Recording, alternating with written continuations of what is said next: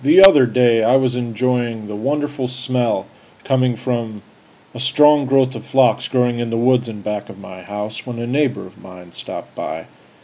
When I remarked on the flower's smell, she turned up her nose and told me that what I thought was phlox is in fact not phlox at all.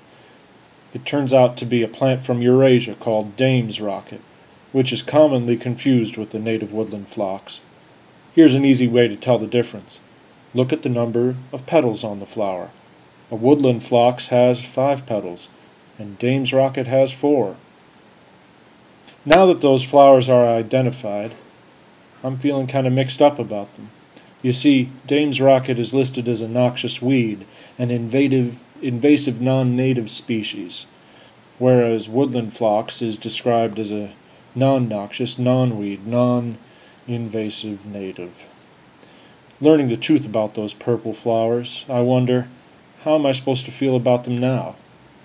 The horticultural orthodoxy seems to be that I should now realize that these plants are an enemy to be eradicated, just like the non-native garlic mustard that I've been pulling out by the roots for 2 years now.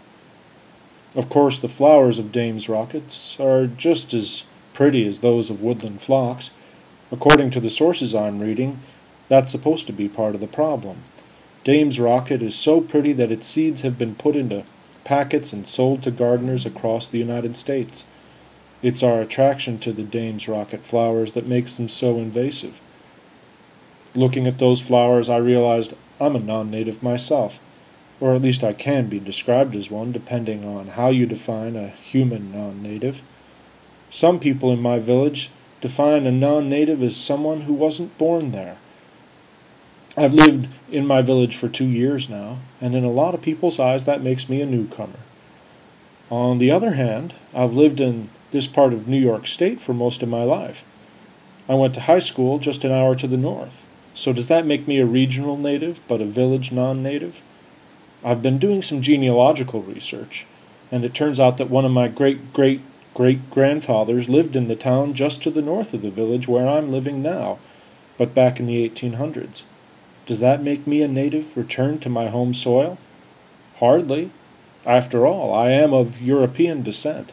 Some of my ancestors were in Plymouth, Massachusetts in the early 1600s. But even these Massachusetts Bay Colony people in my family came from elsewhere, mostly in Dorchester, in England. Where did they come from before Dorchester? Well, the English people in my family are a mix of people from many places, as the English language attests. Besides, another branch of my family is from Prussia. That means that even if I were to move to England or Prussia, I would not be genuinely native in either place. So how about that garlic mustard and dame's rocket, then? How long will they have to live here before they are regarded as natives? 100 years more? 1,000 years more? Will they never be natives, ever? I can tell you one thing for sure. These plants aren't leaving. I've spent 2 years pulling up that garlic mustard, and it's as thick as ever. Even if I could get it out of my woods, it would come right back from my neighbor's land. So I don't know what to think about who's native and who's not. But I know this. Nothing is as simple anymore as distinguishing between a noxious weed and a native plant. Poison ivy, after all, is classified as a native plant, 100% natural.